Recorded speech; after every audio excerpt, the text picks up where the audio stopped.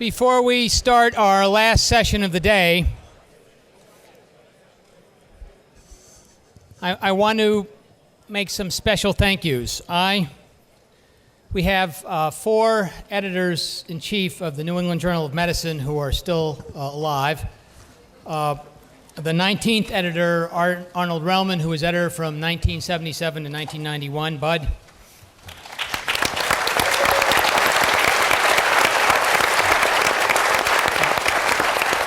Jerry Casero, who was editor from 1991 to 1999.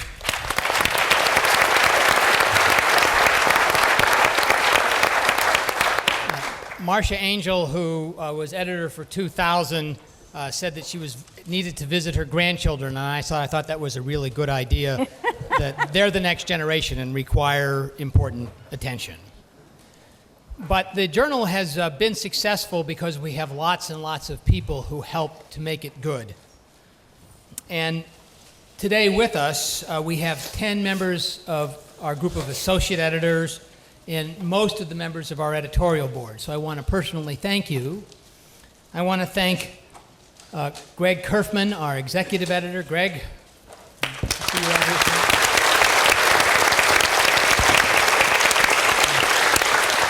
Tad Campion, our senior deputy editor.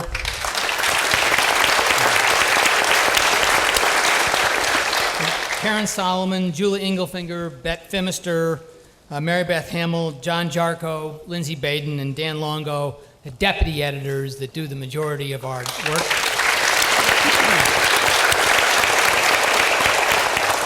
I want to thank Deborah Molina, who edits the perspective section, does the line editing and a lot of the work to acquire acquisitions for that section, Debbie. And finally, John Adler, who is our newly joined clinical engagement editor. So thanks you all, which we're able to make progress. Finally, before I turn the floor over to Joe Lascalzo, who's the Hersey Professor of the Theory and Practice of Medicine, I want to thank Gene Brunwald, who actually changed the name of that job from Theory and Practice of Physics to the Theory and Practice of Medicine, because 40 years ago, when I graduated from medical school, I had a choice of going into standard house staff training, which meant that I would have had to give up my research for 3 years while I was an intern, junior, and senior resident, or I could try something new, an idea that he had that allowed me to do both clinical training and research training at the same time. And Gene, I want to thank you. It made a huge difference to me. And I think the people who've been in your program have done okay. We're generally known as hemi-docs, and I'm not quite sure which half of the doc we are, but we've had a good time. So Joe, tell us about heart disease. Great. Well, thank you, Jeff, and thank you for giving me the opportunity to participate in this terrific symposium today. And we've heard 3 wonderful stories throughout the day so far about great advances in diagnosing and treating dramatic and very morbid, if not mortal, illnesses. And these advances have been extraordinary in their evolution, and we have learned much about that, the history of each of them, by the speakers who participated today. But I'm pleased to say, and this is my opinion, I suspect that my co-speakers share this opinion, that the best has been saved for last. that the truly most extraordinary tale to tell in this 200 years of history of the journal has to do with cardiovascular disease. And we're going to focus specifically on cardiovascular disease, which is a huge topic, through the prism of coronary artery disease. And remember, for the lay people in the audience, when we talk about coronary artery disease, we're talking about atherosclerosis, or hardening of the arteries that involve or feed blood to the heart muscle itself, the coronary arteries that sit on the surface of the heart. Many of the advances that have been life-saving, life-prolonging, population life-saving, and a mean age of survival improving have been a consequence of our attention on this particular disease and all of its complications, which range from abnormal rhythms that can cause stroke, progressive dilation of the heart that leads to clinical heart failure, and a host of other abnormalities that can accompany heart attacks or angina. So this has been an extraordinary journey, and even from my own personal experience, beginning as a medical student in the early 1970s, I've witnessed over these last 40-odd years extraordinary changes in the way patients present to have this disease, how we treat this disease, and the consequences of that treatment for their survival and for their quality of life. As a medical student, the average age of a person who was admitted to the coronary care unit in the mid-1970s with an acute heart attack was about 50. That's quite different now. Now we're moving into the realm of mid-60s to 70s. Those patients who presented with an acute heart attack in the 1970s often had very dramatic presentations. They had acute heart failure with lots of fluid in the lungs. They had very lethal rhythm disturbances, which led to their losing consciousness and dying suddenly, requiring, if they were lucky, defibrillation to resuscitate them.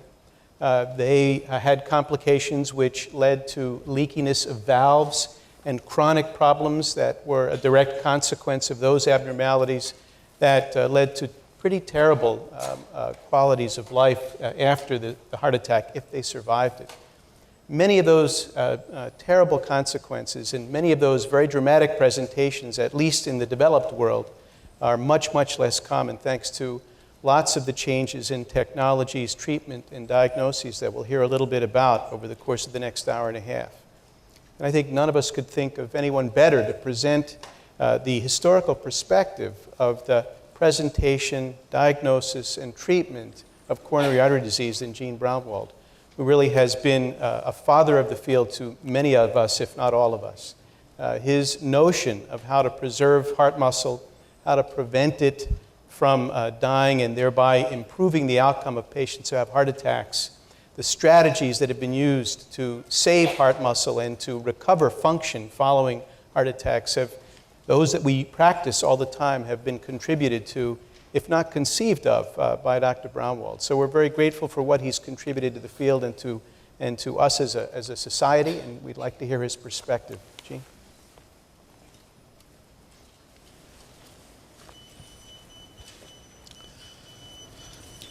Good afternoon, and thank you for this generous introduction, Joe, and thank you for your comments, Jeff. So when I try to put together something in history of coronary artery disease and the New England Journal of Medicine, how would those two intersect? Well, I didn't have to look very far.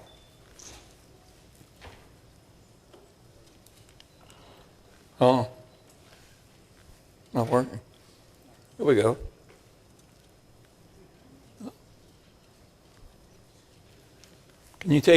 Can we go back, please? Didn't have to look very far. I looked at volume 1, the first issue of the journal, the first page of the journal. They had it right. Bullseye. Remarks on angina pectoris by John Warren. John Warren was a very distinguished physician in what was then a young country, and he was one of the first professors at the Harvard Medical School. He had another tie to the journal. You heard from Dr. Drazen this morning that there were two co-editors when the journal began. It was James Jackson and John Collins Warren. Well, John Collins Warren was John Warren's son. So get this straight now. So the editor of the New England Journal asked his father to write a paper. So there are all sorts of interpretations here. But I think this is an extraordinary paper, and I think it is symbolic. It set the stage for extremely high editorial standards, and that is what has made this the unique and enduring publication. And it began with the first paper. So what did Warren say?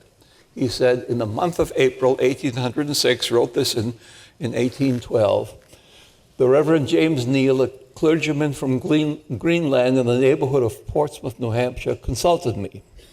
Whilst walking rapidly, especially if against the wind, he had frequently obliged to stop suddenly, to turn round, and stand still for a minute or two, upon which the difficulty would subside and he would pass on with a more moderate pace. Upon going upstairs, the fits of pain would frequently occur. So there it is. There is the clinical description of angina pectoris, pretty rare at that time, because he had to dig back in his large practice for 6 years to come up with this case. And now there are more than 10 million Americans who have angina pectoris. Now, this is a drawing by Frank Netter, a physician artist, and it really sort of tells the whole story of angina pectoris.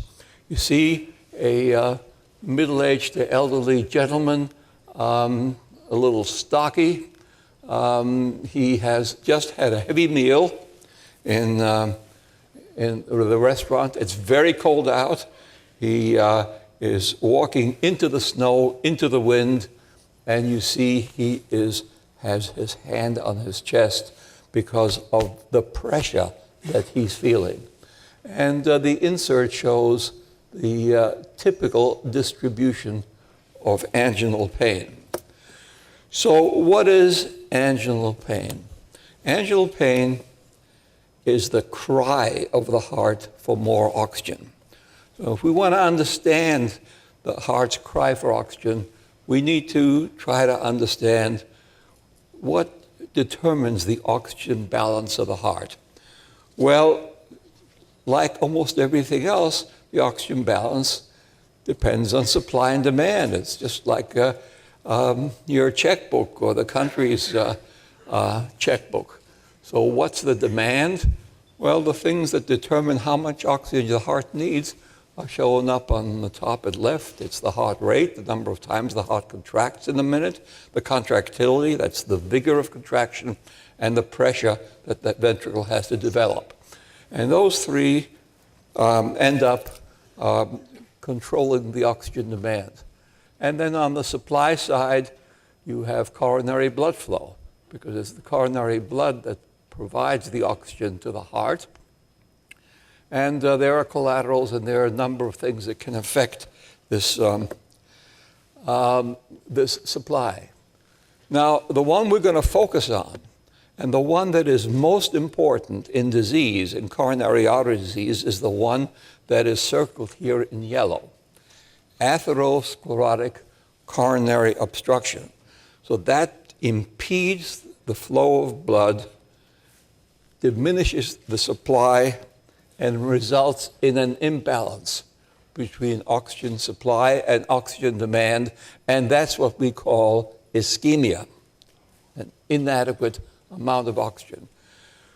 If you have ischemia, that leads to angina.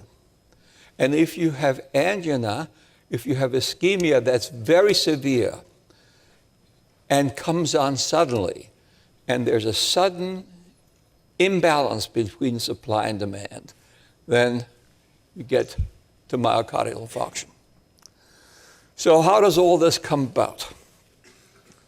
It comes about from disease in the coronary arteries.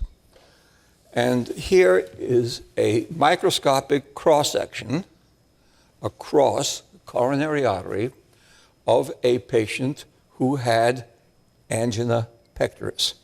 And you can see that the vessel is only half open. This is the open portion of the vessel in white, and here is what is called an atherosclerotic plaque. And this obviously reduces the flow of blood to the heart muscle, and if the patient exerted himself, it came from a man, exerted himself, it produced angina. Now this is a somewhat unusual kind of plaque, and it's called a vulnerable plaque. What makes it vulnerable is that this large pink area that you see, and that's the asterisk, is right in the center of that. That large pink area is laden with lipid, with fats, largely cholesterol. And you see that the covering of that is a very thin covering, and the covering is shown by these two arrows. So there is a thin, fibrous cap. And if you were to enlarge this picture and look at it at a higher resolution, you would see a lot of inflammatory cells which tend to digest this thin fibrous cap and rupture this plaque, and that allows the blood that flows here to come in contact. So when that happens, that blood begins to clot. So here, from a different coronary artery, again, is a plaque. This is the lipid portion of the plaque. This is where the rupture occurred.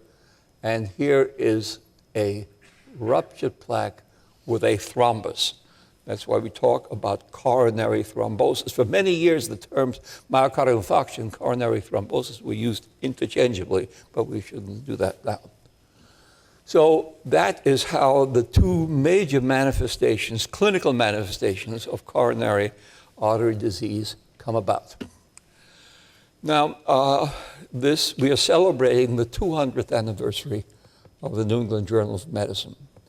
For those who are cardiologists, we are also celebrating the 100th anniversary of this important paper. And it was written by James Herrick, who was an internist in Chicago, and he described the clinical features of sudden obstruction of the coronary arteries. Exactly what you saw on the right-hand portion of the last slide. Patient with coronary thrombosis, and the clinical picture, which I've shown you on the previous slide, the severe chest pain. Now, once he described it, there's not too much he could do about it, and the importance, this is what he wrote. He wrote a second paper when he began to think about treatment. He says, the importance of absolute rest in bed for several days is clear. Well, it turned out that several days became several weeks. And for many, many years, patients with acute myocardial infarction were kept in bed for as much as 3 to 4 weeks and were discharged from the hospital about 6 weeks later on average. They were also, it was not only physical rest, but they were also put at emotional rest. So when they were admitted to the hospital, you want to put them, the idea was to put them far away from the nurses' stations where there was less traffic and there was not the incessant ringing of the telephone. When I was a student and when I was an intern and came to the wards early in the morning to draw bloods, which is what students and interns did in those days, I often found 1 or 2 patients with myocardial infarction off in the side room somewhere where things were quiet, who had died at night without having had any complaints. They died suddenly. These were sudden, quiet deaths, usually or presumably due to ventricular fibrillation, due to sudden cardiac arrest. Now, the first real change in the management of myocardial infarction came in 1961. And Desmond Julian was a cardiology fellow in Edinburgh, Scotland, at the Royal Infirmary, and he conceived the concept of the coronary care unit. Published this in a short paper, 3-page paper in The Lancet, and put all the things together. He didn't create a coronary care unit, but he conceived the concept of alarmed monitors, cardiopulmonary resuscitation, trained staff, and in particular trained nurses who could begin cardiac resuscitation because they'd call the cardiologist, and the cardiologist would come in 20 minutes after the patient had begun to fibrillate. So the nursing staff was absolutely critical. And this swept the world. And I was a cardiologist at the NIH in 1961 and recall this extremely well.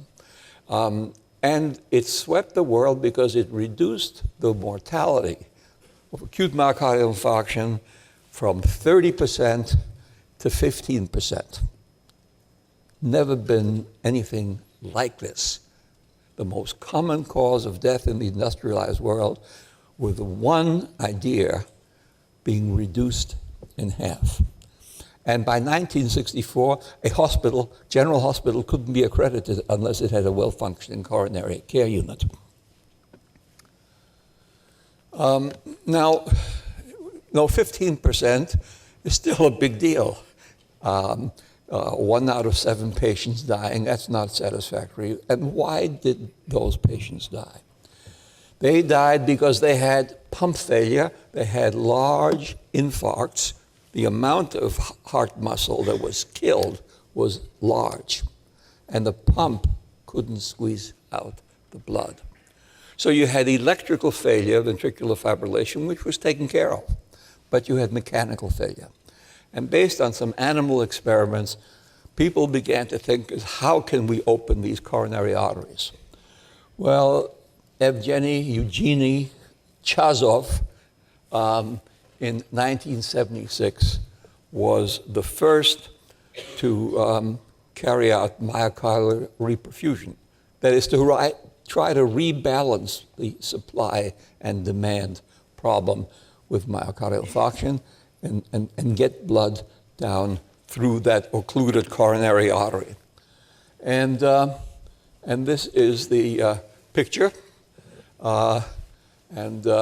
So obviously the paper's in Russian, and this is at the height of the Cold War, and it did not receive much attention in the West and had to be rediscovered in the West by a cardiologist in Göttingen, Peter Rentrop. So here is the catheter, and you can see the dye is injected up to here, and this is where it stops. So this is an occlusion of the right coronary artery. And after he infused streptokinase, which is an enzyme which is called a clot buster, through the tip of that catheter, you can see things opened up. Now, cardiologists and radiologists will say that this is a very diseased artery. It's ratty, and it has an obstruction here, which is quite long. You wouldn't want to have this, but it is much better to have this than to have this, because here, this does get blood down to the inferior wall of the heart. And so this was a very, very major step forward.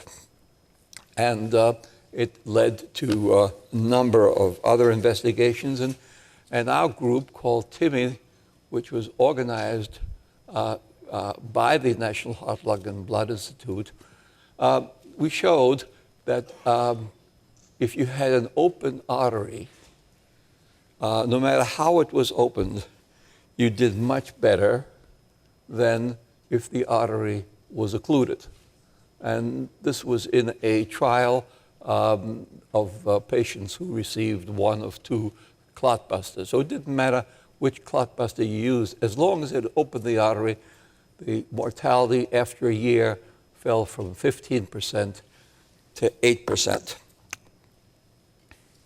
And that was good news.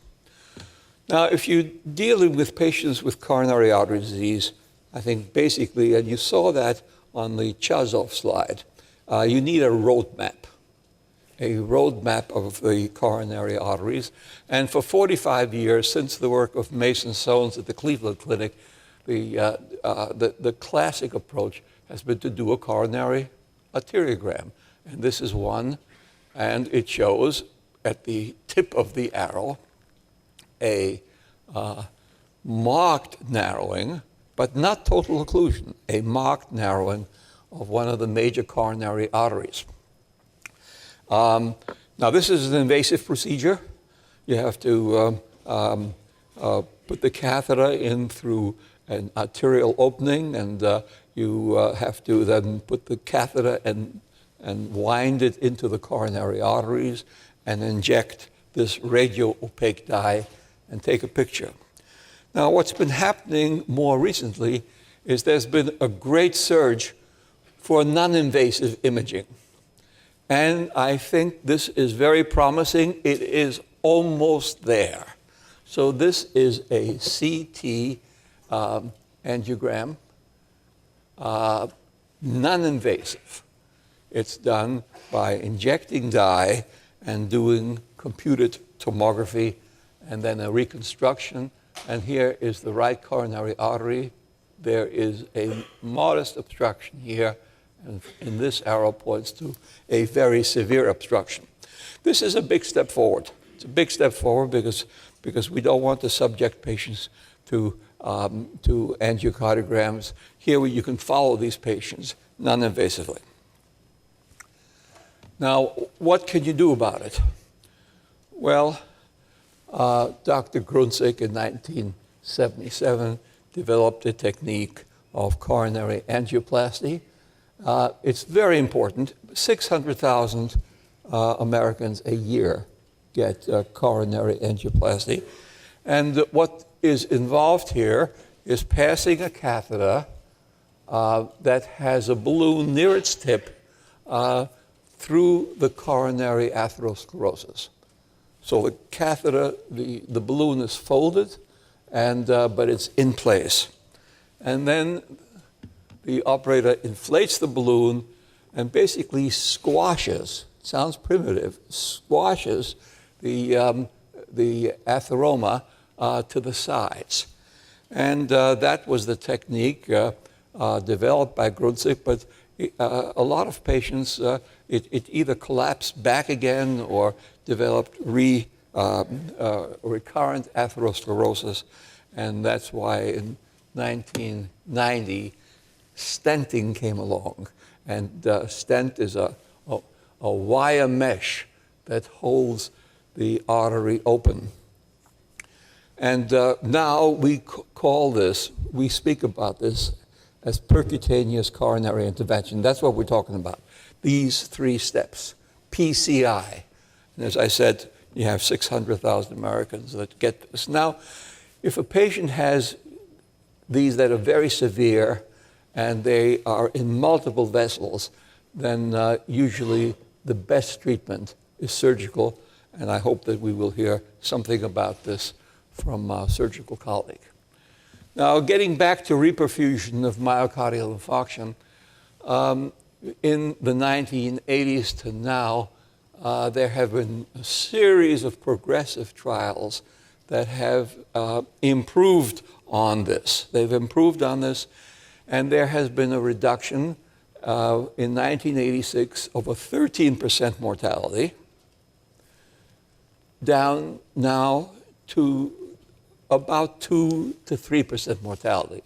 So a relative reduction of 75%, an absolute reduction of more than 10% of deaths as reperfusion has improved progressively. Now, there are other treatments for these patients as well, and lowering elevated lipids is one of them. In the study that we carried out in our study group, we looked at the difference in survival without any symptoms in patients with intensive cholesterol lowering, so an LDL cholesterol of 62, and those with moderate or standard lowering of 95. And you can see that there's a marked difference. 28% fewer patients who received the intensive lipid lowering had an event in 30 days. Actually, these two Kaplan-Meier curves begin to separate at 2 weeks, which is really remarkable, which is a story in itself. Now, here is a timeline that Dr. Nabel prepared for a review that we wrote earlier this year. And it really tells an extraordinary story. And it shows the decline in deaths from cardiovascular disease. So this is everything, but coronary artery disease is the major one, but it includes hypertension, valvular disease, and so forth, and some of the major achievements that have occurred. Now, this reduction is age-adjusted. And if you adjust for age, you see this enormous improvement. This is really one of the triumphs of medicine. That was Dr. Lo Scalzo was hinting at. This is one of the triumphs of medicine of the last 50 years. But the story isn't complete, because the annual incidence of new cases is 610,000 in the United States. About half of these are recurrent attacks, or a patient has a second myocardial infarction. So if you want to be dramatic, every 34 seconds an American suffers an MI, and there's an annual mortality of 134,000. So if we stick to our 90 minutes for this panel, then we might expect there might be 20 deaths in America.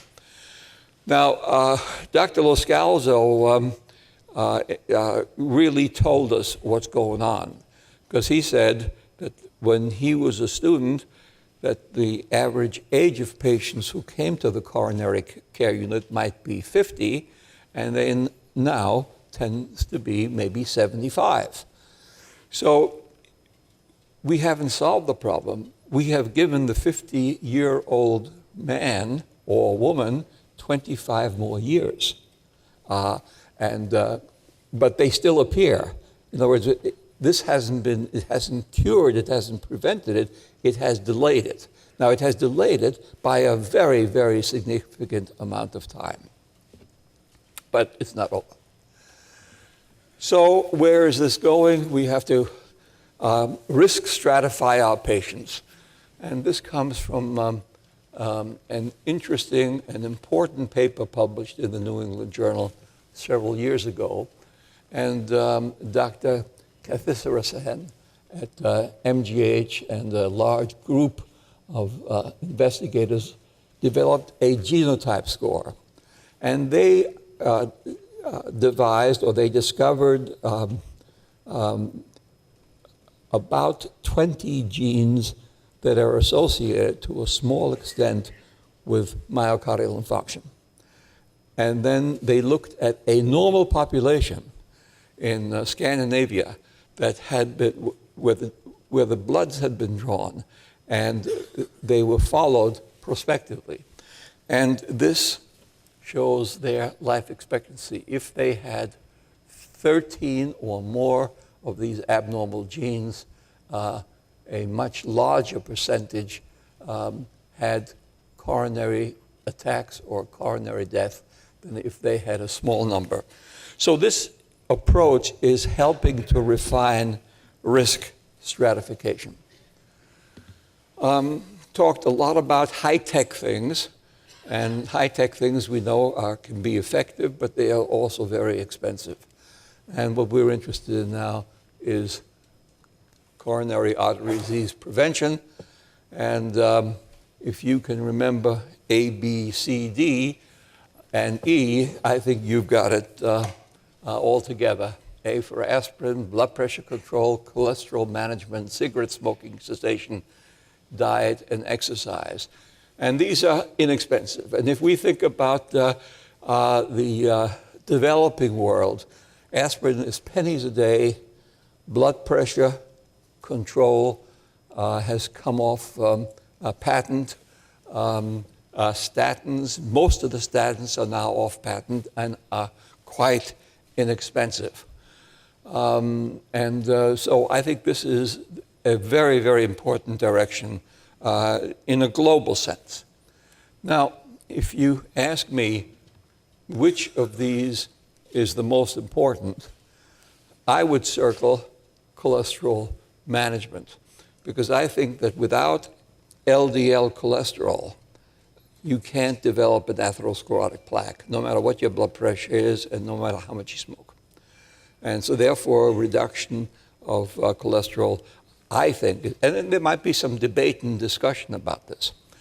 So Joe asked me at the conclusion of my talk to present a question that the panel might want to address. And the question that I would put is that there are now two classes of drugs that are in late design, phase 3 trials. inhibitors of a protein called PCSK9. The drug is a monoclonal antibody.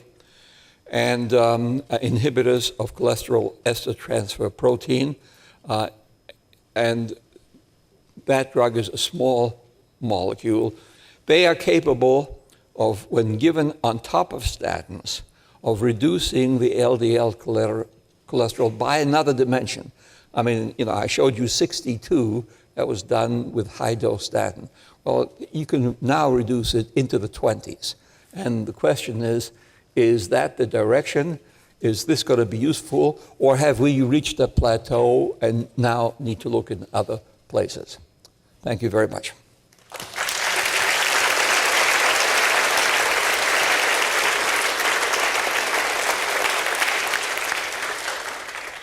Thanks very much, Gene, for that terrific summary and for posing a question that I'd like to discuss a little bit among the panelists. And before we do that, I'd like to ask each of the panelists to introduce themselves briefly. Their bios are in the announcement. Craig, please.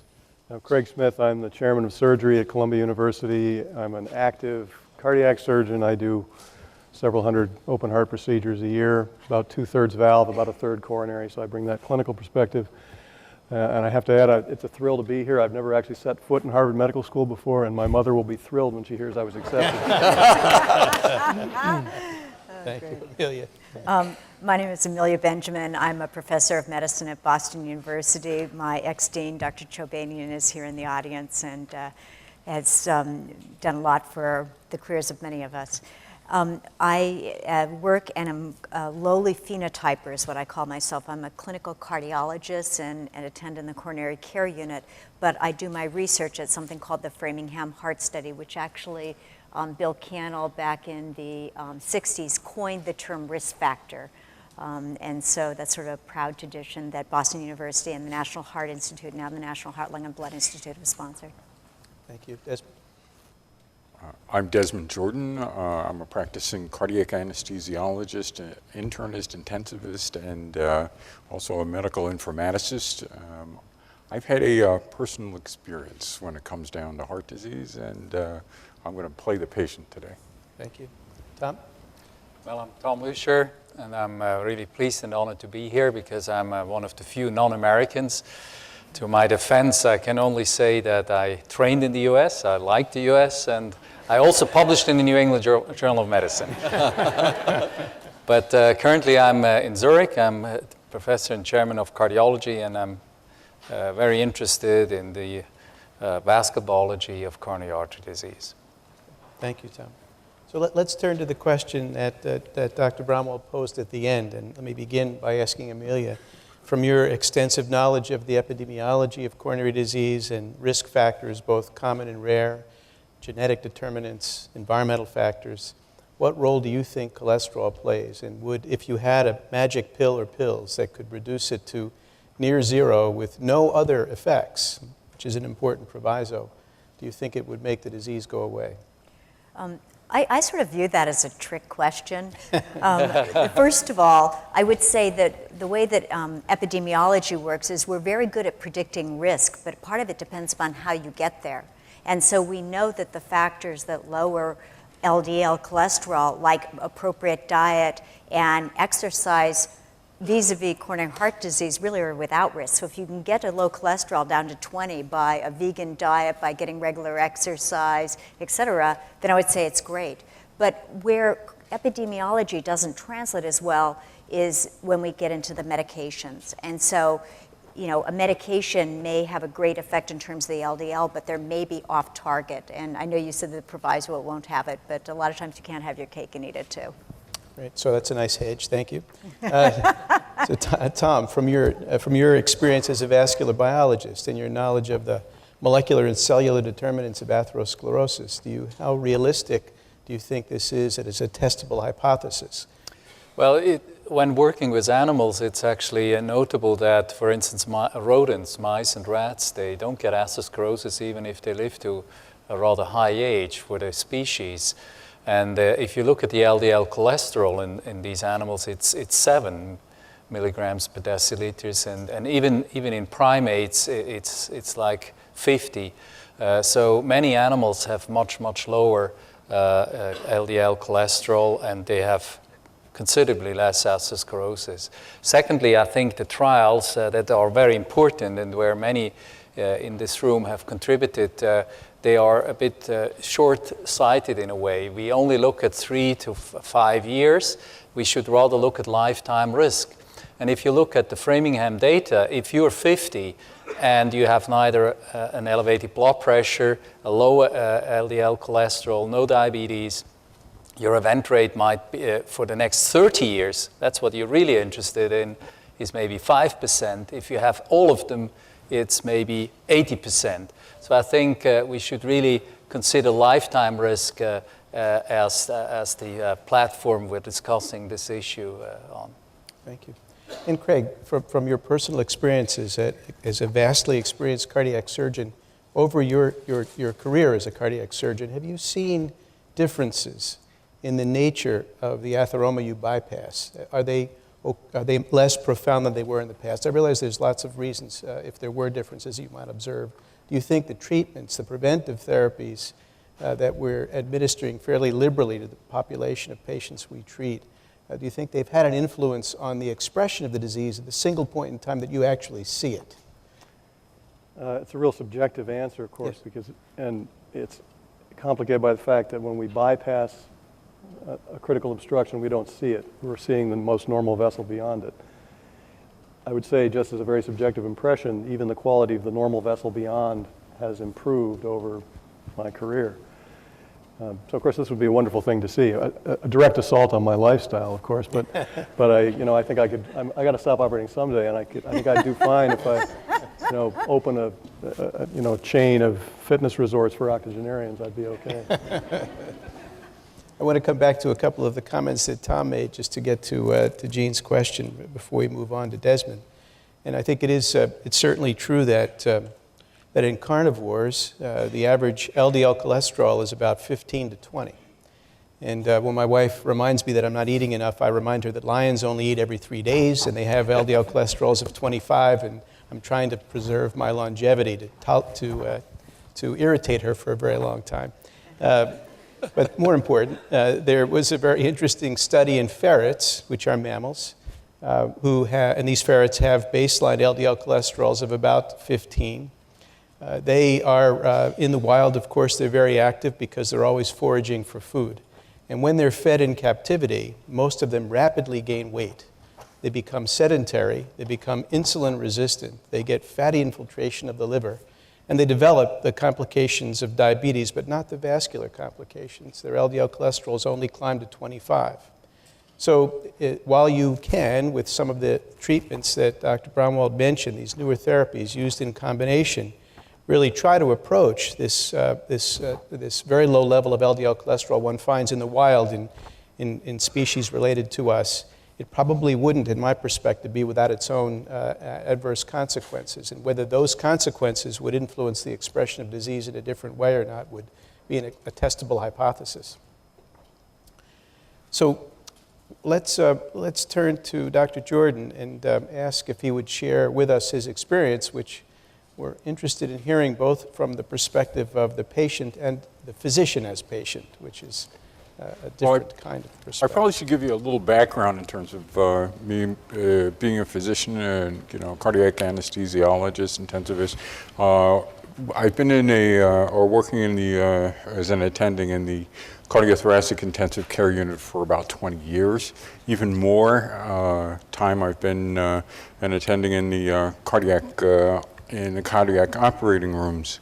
My personal experience, well, I really don't talk about it publicly. This is like one of the few times that I've ever spoken about it at all. It's a perfect forum for it, so that's one of the reasons I'm here today. And literally what I want you to do is I'm going to take you back, and I'm just going to tell you my little personal story here. On February 15th, about a little over a year ago, it was a Friday afternoon. I'd just done 2 weeks in the intensive care unit as the attending. They were tough 2 weeks, by the way. And I was probably on my 9th cup of coffee, and I was really tired. And I just kept feeling a little more tired, not short of breath, no chest pain. Spoke to a few of the PAs, pulses, blood pressure, 130 over 60. Everything seemed to be like it was okay, but I just kept getting periodically, I got more and more tired. At some point, I sort of said, you know what? I'm really tired. What I probably need to do is I need to go home and go to sleep. So I picked up my bag, walked to the elevator, got into the elevator, and turned to one of my colleagues who was in the elevator with me and just said, you know, I've never felt this tired before. I remember a couple flashes. The first flash was the elevator door opening to the lobby of the hospital. The second flash was me looking at the panels on the ceiling in the elevator. And that's the last I remember. I had cardiac arrest, sudden death syndrome. I was in full-out cardiopulmonary arrest. I think about it now, and I kind of think about the fact if 15 more steps, and I would have been out of the hospital, having a cardiac arrest on the Upper West Side of Manhattan, in the street, or 25 steps later, I would have been in my car, sort of an unguided missile, going at 60 miles per hour. So, but let me take you back to the elevator here for a minute. At the elevator, Officer Perez, who was one of the security guards in the lobby, and also Dr. Duguid, who's a hematologist, who was my colleague in the elevator at the time, grabbed me and dragged me out of the elevator and proceeded to start CPR. They had also called for the rapid response team, and likewise, they had also pulled the biphasic defibrillator off the wall, which was in the common area of the lobby of the hospital, and started to try some defibrillations. Once the rapid response team had arrived, I was intubated, mechanically ventilated, and several more shocks proceeded for defibrillation. A total of about 25 minutes went by where the resuscitation had failed, and somewhere at the end of 25 minutes, they got a tenuous heartbeat, and with that tenuous heartbeat, I was sort of carted off to the cath lab, and an intra-aortic balloon pump for supporting heart function was actually placed. And it was determined there in the cath lab that I was having an acute heart attack. By this time, my family had arrived. I don't even want to know what they were thinking at the time. At some point, we'll broach it, in terms of discussing it all. But I had ongoing ischemia, heart damage, and hemodynamically unstable, even with the balloon pump in place. And I had malignant arrhythmias going in and out of VFib. And so it was elected that I should have emergency cardiopulmonary bypass and emergency CABG surgery. The procedure itself actually went, I'm not going to speak for you, Craig. It actually went fairly well. I was cooled for 24 hours to maintain brain function. The heart was was maintained by cardioplegia and the bypass run. And what I do remember is waking up about 2 days later, intubated, so I had a breathing tube in place, looking around going, I don't think I made it home. Okay? So, I spent about 10 days in the intensive care unit, went to rehab, and 6 months later, after a very tortuous cardiac rehab routine, 6 months later, I was back at work, paying my taxes, and went to my kids' graduation. And so, you know, I do know that retarding the progression of my coronary artery disease is paramount, beta blockers and, you know, statins, and hopefully I'll be looking forward to playing with the grandchildren at some time. I do have a couple things I really do want to say, and that is that the magnitude of my thanks and gratitude to Dr. Smith and his cardiac and surgical team is unmeasurable. To my colleagues and friends and individuals that instituted and maintained my care during and after my event, I'm tremendously thankful. You know, the rapid response team that was sort of headed by Dr. Salgo, people who on a Friday evening in New York were sort of pulled away from the opera, like Dr. Steinweiss, who came in.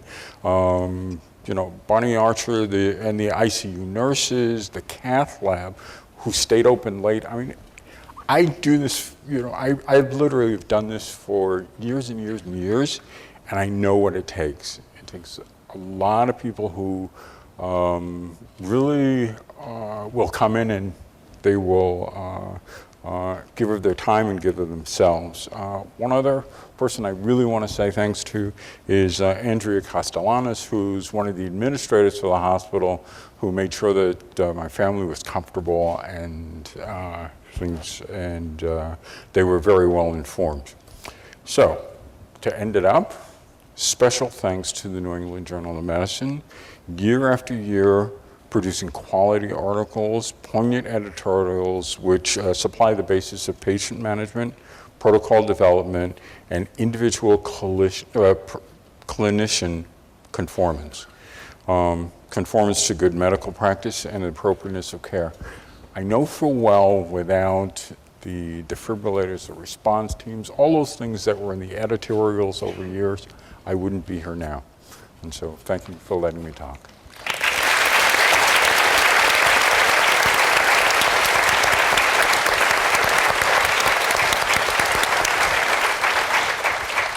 Thank you very much. So I'd like to turn to a discussion of three broad points before we open the session to questions from the audience. And let's return to the discussion of prevention for a moment, Amelia, and ask you the question, how do you think prevention strategies will change over the next 20 years with this growing knowledge of additional determinants of disease, perhaps some genetic, with personalization strategies that we wish to use for treatments? How do you think there might be differences in the way we approach the issue of prevention 20 years hence?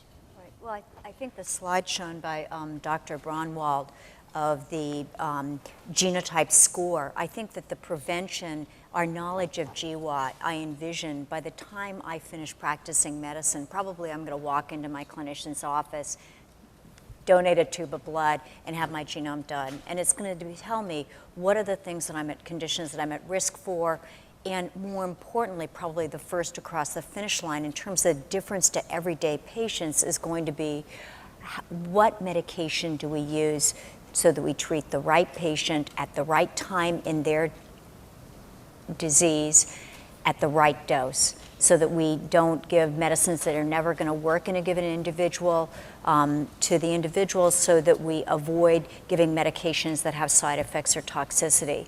And that's very, very promising. But much like we talked about earlier in some of the other conversation, there's always a dark side to progress. And the dark side is that we have seen a dramatic decline in cardiovascular disease. Dr. Braunwald showed the slide over the last half century. But we as cardiologists would like to think that it's the heroics which save lives and are very, very important. We'd like to think that it's the cardiac bypass surgery, the techniques, the interventions, et cetera, all the devices. But if you do a careful analysis across the world, at least in developing countries, at least half the decline, between 50 to 75%, 75% for Finland, maybe 50% for some of the other countries, comes through prevention. So what I'd like people to think about is cardiovascular disease is a life course phenomena, and it's a lifestyle phenomena. And we know how to prevent cardiovascular disease, unlike many of the other diseases that we heard about today where we have less understanding, like breast cancer, how to prevent it.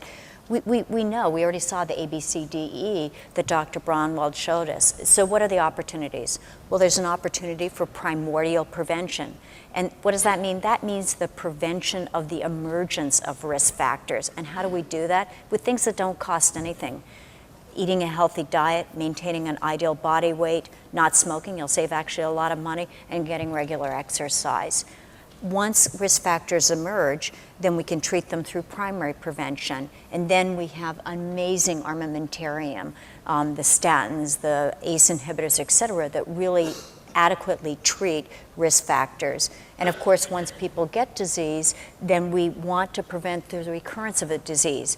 At that point, we still don't abdicate the lifestyle interventions such as exercise, et cetera, cardiac rehab that you participated in. All of that is very, very important. And I guess part of my concern with the focus on technology, on genomic medicine, et cetera, is it going to exacerbate some of the underlying health disparities that we already see in our country and around the world? We know that cardiovascular disease risk factors are tend to be underrepresented minorities, and those socioeconomically disadvantaged tend to shoulder an undue burden of risk factors. And if we focus more and more on sort of advances and don't focus on using what we already know, we're really missing the boat. And it gets back to one of the other comments from earlier, Dr. Farmer talked about it, is that there's the discovery science, which is very important, but we have to think about the delivery or the implementation science. And how do we, as anybody who takes care of patients on a regular basis, how do we get patients to lose weight? How do we actually deliver primary prevention in under-resourced or developing countries? And my hope for the New England Journal in the next century is increasing attention to these implementation issues, some of the policy issues that really mark some of the, really are the advances they need to happen to make more of a difference than 1%. Can I make one more comment? Yes. Which is, I'm very interested, Dr. Annis was here earlier today, that one of the most important civil rights legislation that's happened in our lifetime happened with the Affordable Care Act, and it's hanging in a balance that we will hear about next week. And when we like to think about prevention and think about really making a difference in our patient's life, we really have to address the access issue. I think it's certainly, it shouldn't be a surprise to this audience that despite the great attention paid to infectious diseases in the developing world and the advances that have been made in some cases through the work of Paul Farmer and his group, yes, there is, of course, a growing burden of non-infectious diseases as the developing world develops. And getting a handle on the appropriate approach to prevention in those settings is going to be, is already an extraordinary challenge for a whole host of reasons, economic, cultural, and political among them. Let me turn to Tom for the next question and ask if you would give us your view of diagnostics, molecular diagnostics, newer ways to identify patients who are at risk who might need some intervention. Just to set the stage, Dr. Braunwald showed a picture of what was viewed as a vulnerable plaque, one that is rich in inflammatory cells and can rupture and lead to an event such as the event that Desmond had. What do we know about, or are there evolving technologies and methodologies from your knowledge of vascular biology that might give us insight into identifying those lesions before they become active and therefore allowing us to intervene in a preventive way? Well, thank you very much, Joe. Yes, indeed, I think the whole issue can be addressed by asking three questions. Why should we look at the blood vessel? how can we do it, and what do we do with it? I think in the 70s there was a change in the perception of cardiac disease. When I was a student in Zurich, Professor Kreinbühl at the time, who was a hemodynamics person, he was mainly interested in the heart muscle and the valves. And so this was the major focus. But then he had a junior consultant whose name was Andreas Grünzig.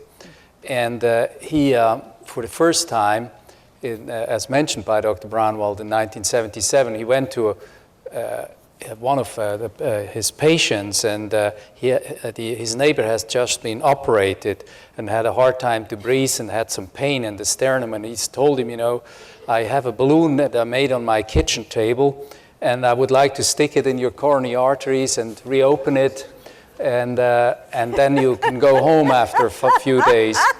And there wasn't any ethics committee at that time.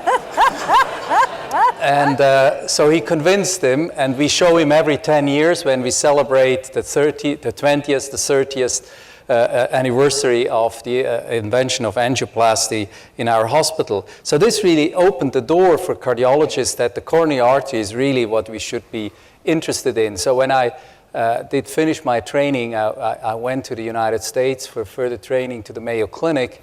And there I worked with a man, Paul Van Houte, who told me that the blood vessel is not a tube, but it's an organ. It's an organ that can contract, constrict, can dilate, can become thicker and thinner.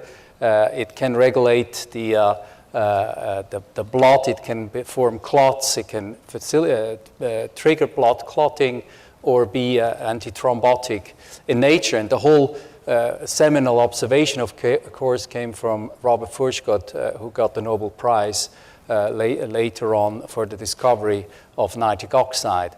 And the discovery that the inner laying of the blood vessel is sort of a Teflon wallpaper that prevents blood vessels from becoming constricted or getting clots was really a seminal change in the perception of coronary heart disease, and led to discoveries of inflammatory changes in the endothelium, the expression of adhesion molecules, how cholesterol gets into the intima. And in fact, the coronary disease that we saw in the pictures that Dr. Braunwald showed, when we look at it, is a very late stage. Initially, it's actually endothelial dysfunction. It's an alteration in the function of the inner lining of our arteries that then with time only develops into structural changes, the plaque we see. And this is initially only in the intima, in the inner part of the blood vessel, and then gets more pronounced as the disease progresses. So the understanding of the artery wall is actually the culprit in this whole process evolved in the 80s and 90s. And then, of course, everybody wanted to see what's happening. The heart, as you know, is a hidden organ. We cannot really see the heart. We cannot see the coronary arteries. So this was a real challenge. And so many investigators went to surrogate arteries like the brachial artery or the carotid artery that is more accessible technologically to study the disease process. And we found with many other groups that early on in the disease process, flow-mediated vasodilation, which is a reflection of endothelial function and the health of an artery, is changed already in early stages of the disease process when you have high cholesterol, high blood pressure, or if you have diabetes. And then functional changes are followed by structural changes that can be also detected by ultrasound technologies. But soon it was realized that these ultrasound technologies give us only a very imperfect picture of the atherosclerotic process. In the 90s and later on, computer tomography has evolved as another non-invasive technology to look at the coronary arteries. And this was not trivial to achieve because the heart, of course, beats 60 times a minute or even faster. And to construct reconstruct the coronary arteries and see plaques and the lumen was a major challenge. But today we have a technology available which at the highest level now can, with 2 millisieverts of radiation, can actually image the coronary vascular tree quantify an amount of calcification, and also distinguish between different forms of plaques, because the cholesterol gives an attenuation signal, and you can actually say that if you have plaques with a lot of cholesterol, if you have positive remodeling, if you have a lot of calcification later on in the disease process, the more events you have. But again, this is also only structural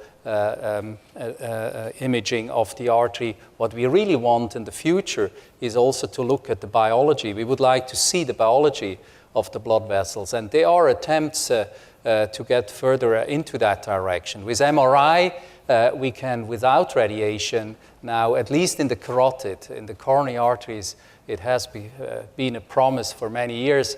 It doesn't seem to be reliably possible. But in the carotid artery, as a surrogate artery for coronary artery disease, we can now look at the lipid core. We can measure the fibrous cap, and the thickness of the fibrous cap actually determines the risk of rupturing, of vulnerability of a plaque. And we can also, of course, see indirectly calcifications and other means. Furthermore, with the combination, and there have been also already clinical trials looking at this with PET technology, one can also look at the metabolism of a plaque. For instance, the plaques use the monocytes in particular in the plaques that are very important cells determining the vulnerability of this structure, use glucose for their metabolism. And the more glucose is taken up in a plaque, usually it's fluorodeoxyglucose which is used, the more vulnerable, the more unstable, the more metabolically active is a plaque. And more recently, at least experimentally, it has also become possible to label the monocytes that are within the plaque and make the plaque unstable by either using ferromagnetic particles that are accumulated within these cells, or by measuring certain receptors. The benzodiazepine receptors are expressed in activated monocytes and can be visualized and give a signal in the carotid. In the coronary artery, however, non-invasively, this is still very important, very difficult, but would be important. In the CAS lab, we can, of course, look at the plaques in more detail with intravascular ultrasound, but there we see only the plaque volume. We can say very little about the biology of the plaque.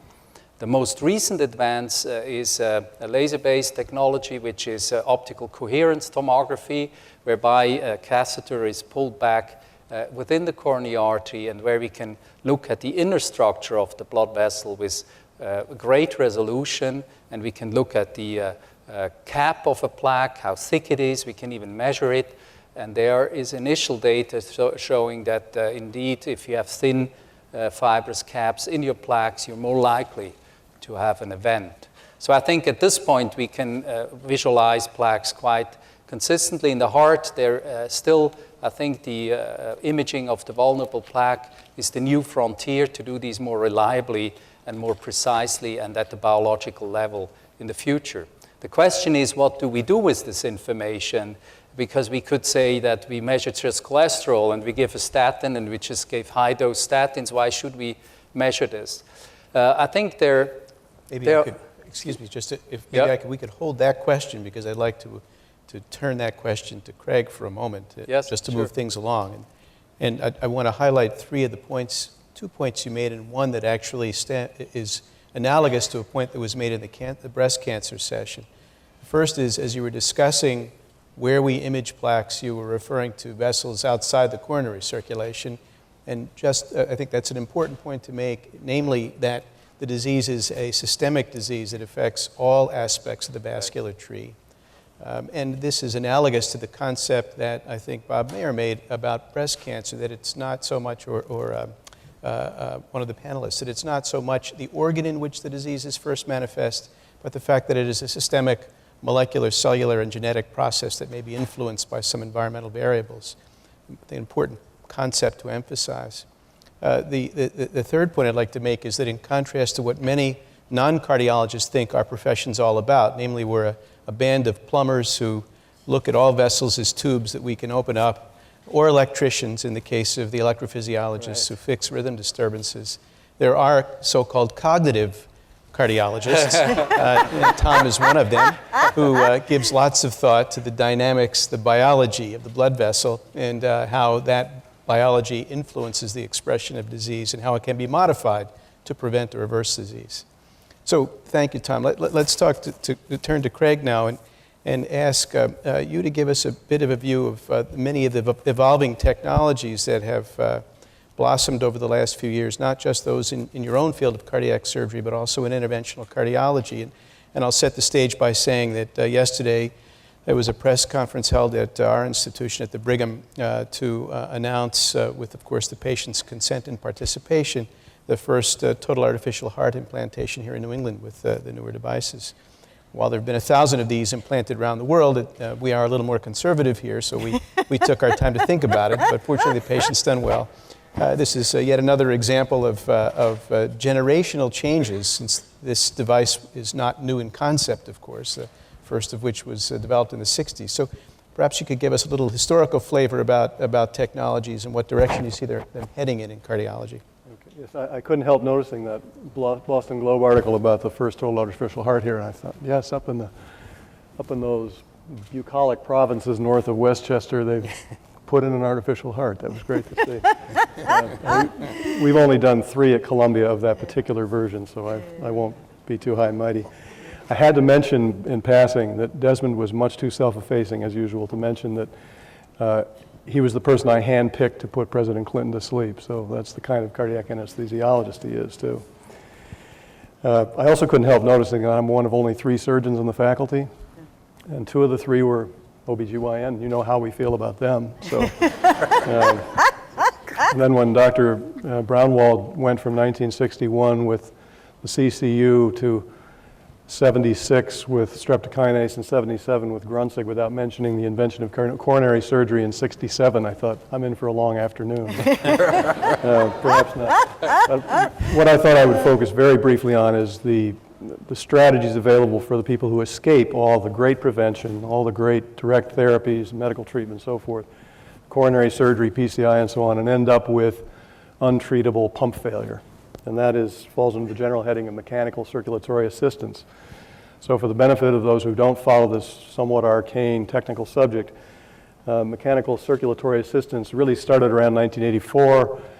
Big news, putting in a total artificial heart, Bill DeVries in Louisville, so forth.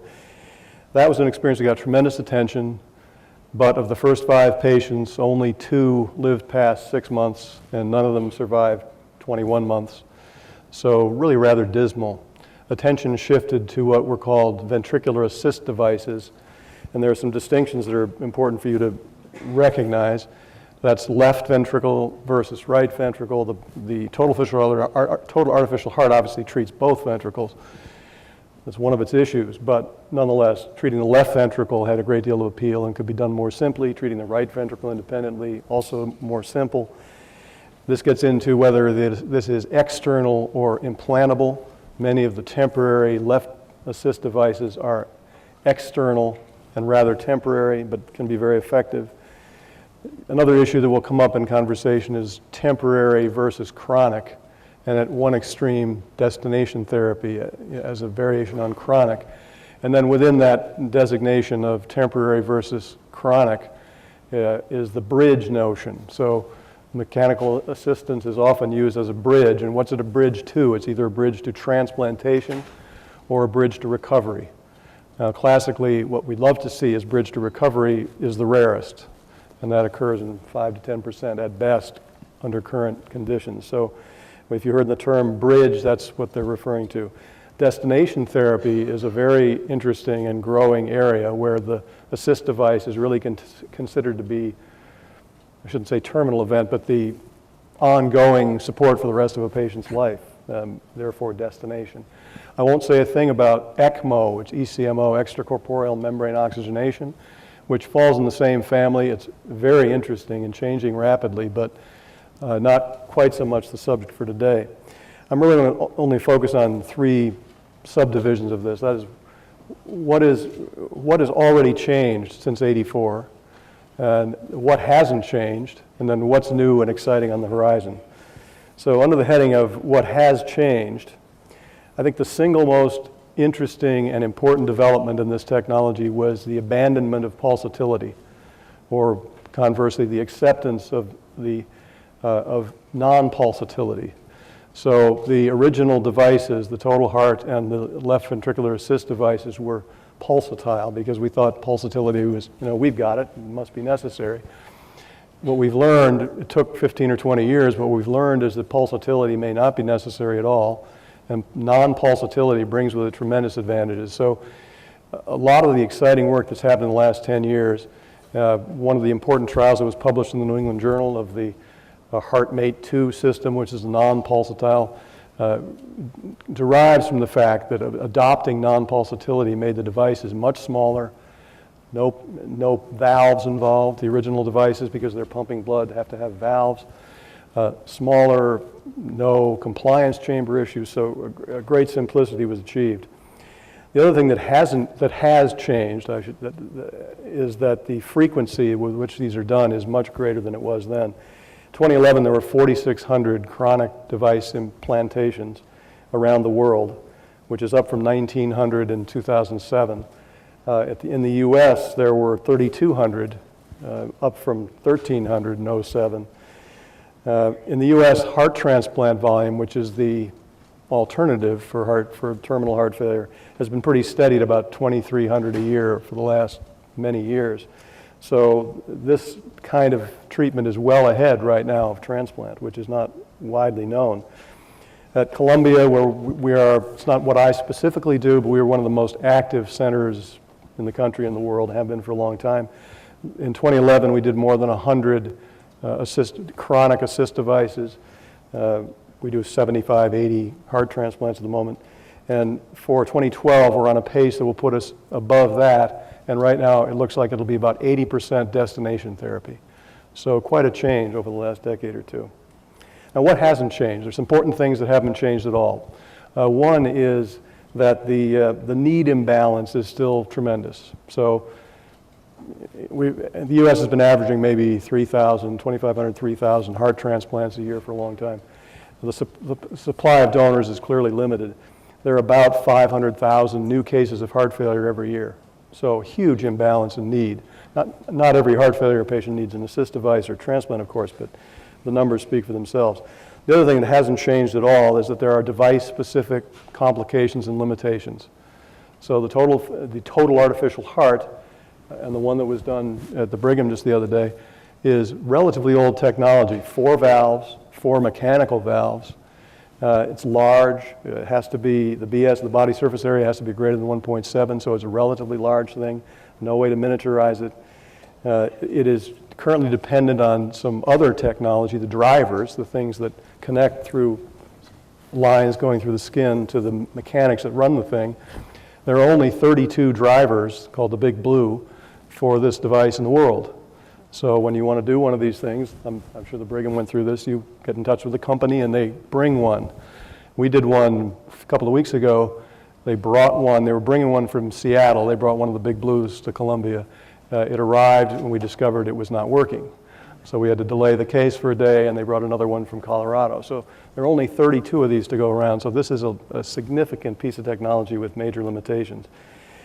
On the other hand, the axial flow pumps that don't drive blood with a pulsatile mechanism have their own issues. There's probably related to the shear stress of this rotor. There's a problem that mimics von Willebrand's disease, interfering with, to make a very long story very short, platelet aggregation, and therefore these patients have bleeding problems, a substantial percentage of them. The other thing we discovered with these non-pulsatile pumps is that a lot of the time the aortic valve doesn't close, or I should say doesn't open.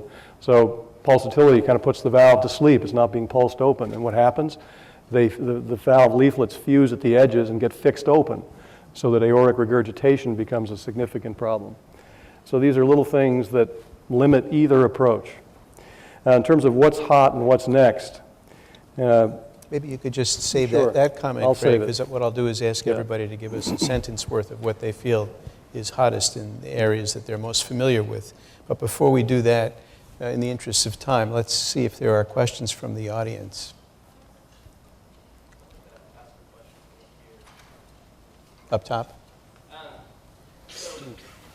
name's Mark. I'm a student at BU, and the impression that I have sort of at the end of this talk is that, atherosclerotic plaques are like a truck barreling down a road, and an MI is like standing at an intersection, waiting for that truck to hit you. One of the impressions that I got from Dr. Lucier is that, there's a lot of really cool imaging technologies going on, but it's like you're standing at that intersection with your eyes closed, and then you open them for a second, and then close them again. You see where the truck is, right? And you can open your eyes every once in a while and see how that truck is getting closer and closer to you. But Dr. Jordan, one of the things that I really appreciate about your story, and thank you very much for sharing, but one of the things that I got from it is that, it happened at the end of 2 very stressful, very long weeks, with all the coffee you had been drinking. I feel like that is someone, whoever was driving that truck put their foot down on the accelerator. And so one of the things that I'm sort of curious about is, while we're really good at getting these snapshots, to what extent can we sort of non-invasively see how fast that truck is going, and get a good appreciation of a good measure of predictability, such that when something like this is about to happen, you don't find yourself driving sort of in that scary way that you brought up. Desmond. Well, I think it's unusual that you don't have any of the prodromes. You don't have the chest pain. You don't have the shortness of breath. All of the things that are associated with angina pectoris, that's usual. What was very unusual, at least in my case, was that I didn't see any of that, and I didn't get any of that. I had the 6 months checkups, the whole bit, EKGs, all of that. So I'm not the usual, okay? That's all I can tell you. Tom, do you just want to comment briefly on this issue of sequential imaging? Yes, I think that's a very important question, because if you have a high cholesterol, let's say, not everybody gets a heart attack. So there is a genetic background on which these risk factors act. And so to visualize the culprit, that is the artery that is responsible for the heart attack or will be responsible for it, would be of utmost importance. And because that process is a bit occurring in many vessels, as Joel Scalzo just mentioned, I think at this point the carotid is the probably most relevant surrogate for the coronary arteries, and there to watch the process and whether with certain measures like lifestyle or drugs we can actually shrink or even get rid of the plaque. That is something we should really envisage in the future. And I think with the new drugs that Dr. Brownwald just mentioned, like the PCSK9 inhibitors, there is a potential to actually reverse atherosclerosis, while now we can only stabilize it. And so I think to watch this process and not to walk with closed eyes would be a big advantage in cardiology. Great, thanks. In the front, please. Hi, my name is Michael Nana. I'm a recent graduate of Stony Brook School of Medicine, and I actually just started my internship in internal medicine yesterday at Yale. I actually wanted to ask about something that I think the panelists were about to touch on, which is there was a lot of discussion about new drugs on the horizon that are going to allow us to slow the progression of atherosclerotic plaques. However, I was interested in whether there are any medical therapeutics on the horizon that specifically target the stability and the vulnerability of the plaques.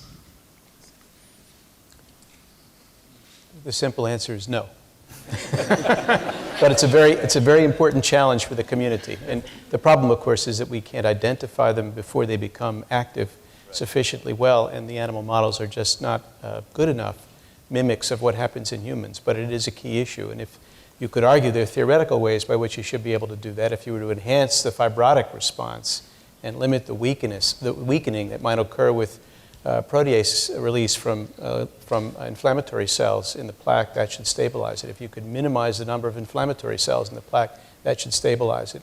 You could take that concept one step further and say, in fact, we're already doing just that by using statins, because they probably, even though they're very good at lowering LDL cholesterol, they're terrific anti-inflammatory agents. So to a certain extent, stabilization of plaque, which has been shown in animal models which are not such good models as mimics of human disease, does occur with statins. But as a specific target in the process, there isn't, of which I'm aware, nothing that's dramatic, effective, or been demonstrably shown to be useful. Thank you. Greg. I'm Greg Kerfman. I'm the executive editor of the New England Journal. And I want to thank the panel. It's been just a tremendous discussion. I appreciated especially Dr. Benjamin's comments about prevention.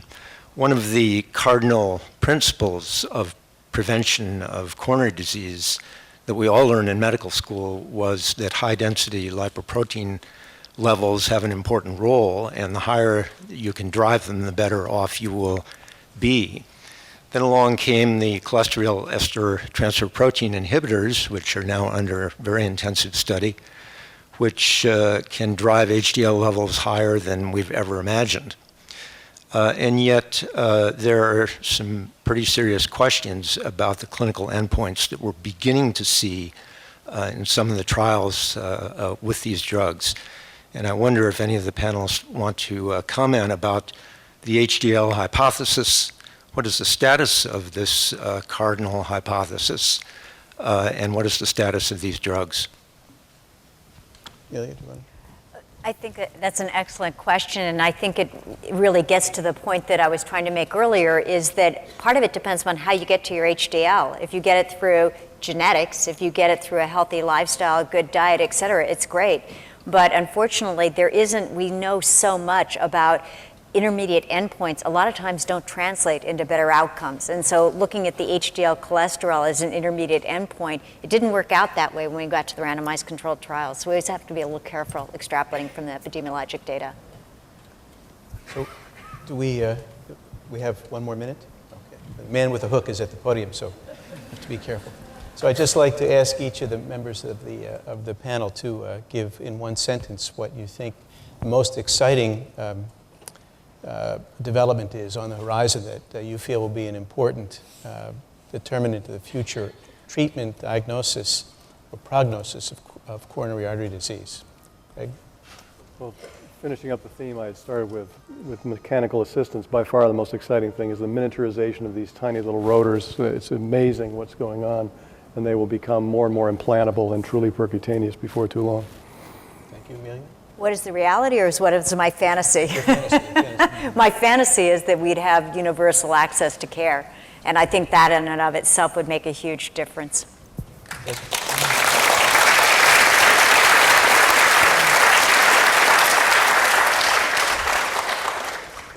My viewpoint is that it's the multidimensional approach that we can take for caring for patients, cardiology, cardiac anesthesia, cardiac surgery, as one whole group actually taking care of patients. I think that's the thing that's moving forward, and I think in terms of prognosis, patients being better in the acute setting in a hospital, that's the way to go. And Tom? I think I'm looking forward to the proof of the inflammation hypothesis that was first put forward by Rudolf Virchow 150 years ago, where he said atherosclerosis is a chronic inflammation induced by cholesterol, and we lower cholesterol, but we still have inflammation, and I think now there are several trials looking at anti-inflammatory agents and their impact on the disease process. In fact, if you go to the homepage of .gov.org, then you find about 20 trials currently on the way with different anti-inflammatory agents working on the interleukins or more general on the mTOR pathway and so forth. And that I think this will be important for us to confirm that inflammation is really important in this process. And I would add, since we haven't discussed it here at all yet, cell-based therapies and the opportunity for regenerating a functional heart ex vivo and implanting it or a portion of it in the patient from whom the stem cells were first derived. And Dr. Bromwell, maybe you could just give us your the last comment, your perspective on how the future of cardiology appears to you. So we're used to the notion that the principal task of a cardiologist, and that it would include invasive cardiology and cardiovascular surgery as well, so I'm using cardiologist with a capital C, is to take care of patients who have cardiac or vascular disease. And I think that's what we're used to, and that's what we are doing, and this is a lot of how we prepare our trainees. And I would hazard a guess that at the 225th anniversary of the New England Journal of Medicine, when we all get together again, the role of the cardiologist will have changed dramatically. The role of the cardiologist will be the prevention of cardiac disease, and cardiac disease will be sort of a byproduct. It will be an anachronism. So the prevention of cardiac disease is where the field is going. If we take a look at the numbers on a global scale, about 80% of cardiovascular or coronary vascular disease now occurs in the so-called developing world. And in the developing world, we're seeing with a improvement in some improvement in nutrition and the abolition of diarrheal diseases and infant mortality. We're seeing more people growing into their 5th, 6th, and 7th decades of life. And they are about where we were in 1950 in terms of risk factors. We've improved our risk factors, not completely, but that's where they are. So about a large majority of the deaths will be occurring in the developing countries. And I think that's where the challenge is.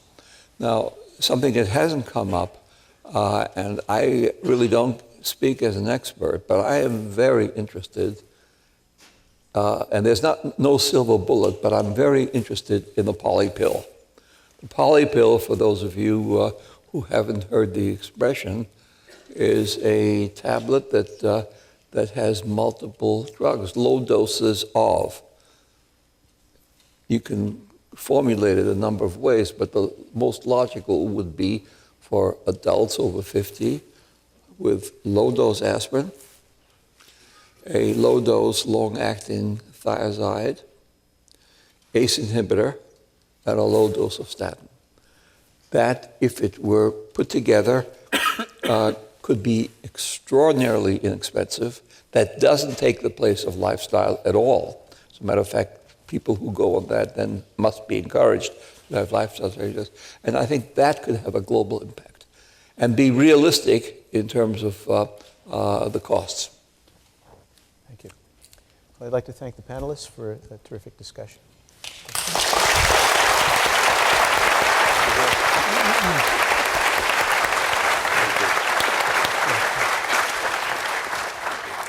So this concludes our formal program, but we are cognizant of the fact that diet and exercise are important, and so we've arranged for a reception where we'll be serving red wine and chocolate. Good. And you have to walk there.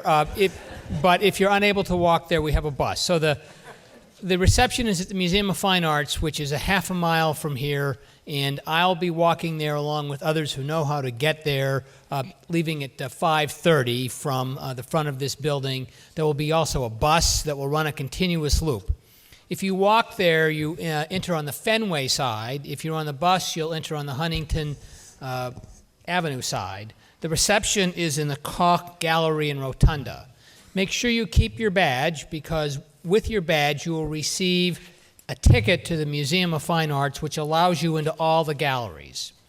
Our reception is from 6 to 8. So if you get there before 6, take advantage of seeing the museum. If you want to stay after our reception ends at 8, the museum's open till 9:45. But without your badge, you'll have to pay. And then we may throw you out when you try to come and crash our cardiovascular party that we're having. So we want to thank everybody for participating, especially our essay contest winners, and we hope that you've taken inspiration from today and that your careers over the next 40 years will lead to changes in all these diseases. So thanks for your attention, and we hope to see you at other sessions. Yes.